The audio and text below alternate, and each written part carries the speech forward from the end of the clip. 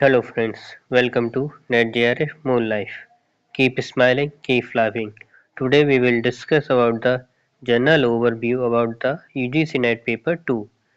In this topic we will include all 105 subject of UGC NET.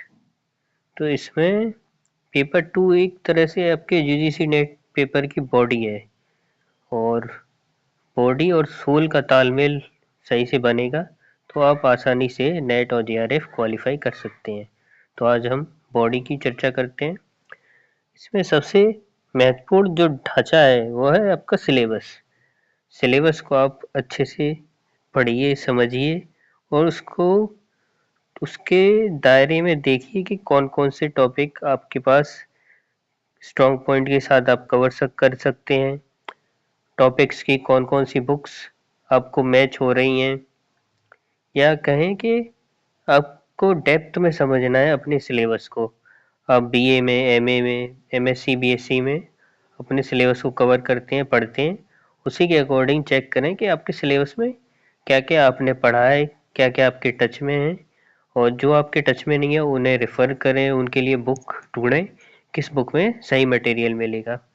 तो syllabus को समझने के बाद आप देखें कि एग्जाम हॉल में या एग्जाम में पेपर कैसे सॉल्व करना है या पेपर में क्या पूछा जा रहा है कि क्या इम्पोर्टेंट है जो पढ़ने के साथ साथ मेरे पेपर में काम आए।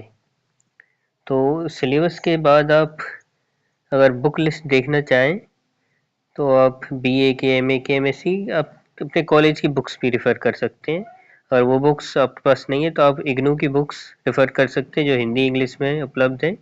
मैं इस वीडियो में जो 105 जो सब्जेक्ट हैं, जो आपके Hindi, Urdu, economics, history, geography, polity और बौद्ध, योगा, यानी कि 105 सब्जेक्ट है जिनकी लिस्ट मैं आपको दिखा सकता हूँ। उनके बारे में एक ओवरव्यू के ऊपर मैं चर्चा कर रहा हूँ। जैसे आप यहाँ देख सकते हैं कि ये यहाँ से आपकी कुछ नेट जेआरएफ में 105 टॉपिक दिए गए हैं। मैं उनका पूरा ओवरव्यू लेकर मैं बात कर रहा हूँ यहाँ। जैसे आपके नेपाली लैंग्वेज है या बंगाली, मैथिली, लिटरेचर वाले सब्जेक्ट हैं, psychology, philosophy, history, anthropology, commerce, education, social work, इनकी इनके अकॉर्डिंग मैं चर्चा कर रहा हूँ कि आपको पेपर 2 में डेप्थ में जाके कैसे काम करना है। ठीक है, तो सिलेबस पे चर्चा हो गई, बुक लिस्ट भी हो गई। अब पॉइंट आता है कि टॉपिक वाइज आपको बुक्स ढूंढनी है। अगर टॉपिक वाइज बुक्स मिलती हैं, कुछ टॉपिक छूट जाते हैं हमेशा, तो आप उनको रेफर करें। और यहाँ सबसे महत्वपूर्ण बात हो जाती है एमसीक्यू, यानी कि प्रीवियस ईयर पेपर को कैसे सॉल्व करना है और उनका क्या रोल है यूजीसी नेट एग्जाम को क्वालिफाई करने में।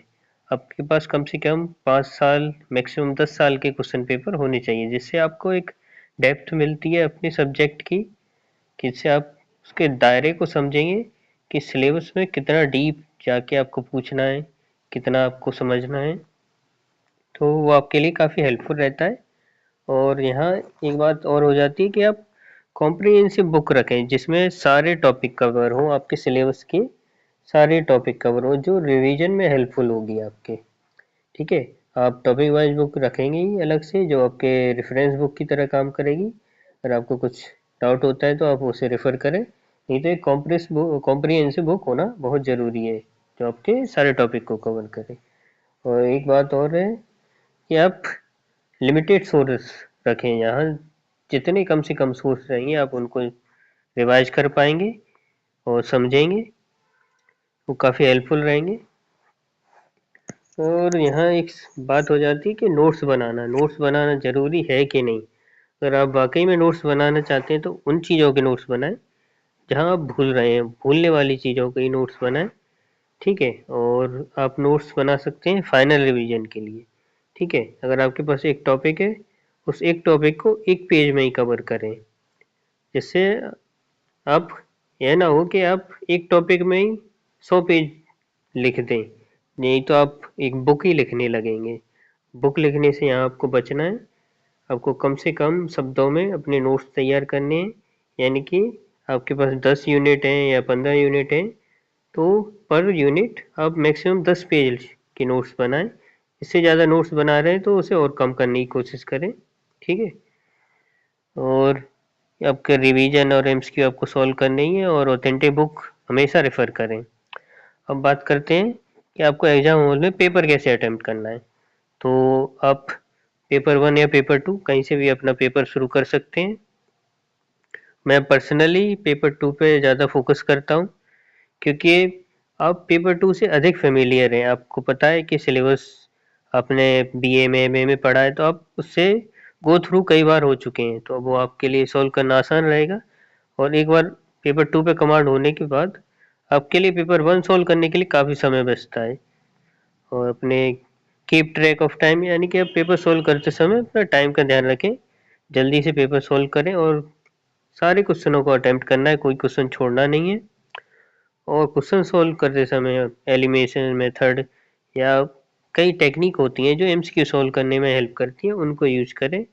और एक तरीका और है, जब आप एमसीक्यू सॉल्व कर रहे हो तो ऑप्शन को बिल्कुल ना देखें, क्वेश्चन पढ़ के रिकॉल करने की कोशिश करें कि इसके क्या आंसर हो सकता है, तो इससे आपको सटीक आंसर मिलने में काफ़ी लाभ होगा, ठीक है। हम्म, और लास्ट बात कि have faith on your self, अपना भरोसा अपने आप से ना टूटने दें, क्योंकि यही आपको जीआरएफ नेट क्वालिफाई करने में सबसे ज़रूरी है। पेपर हॉल में कुछ भी हो सकता है, आपकी तबीयत बिगड़ सकती है या फिर आपका पेपर लेट शुरू हो सकता है, कुछ भी टेक्निकल फॉल्ट हो सकता है, तो घबराएं नहीं, आप निश्चित सफलता प्राप्त करेंगे। Thank you for watching.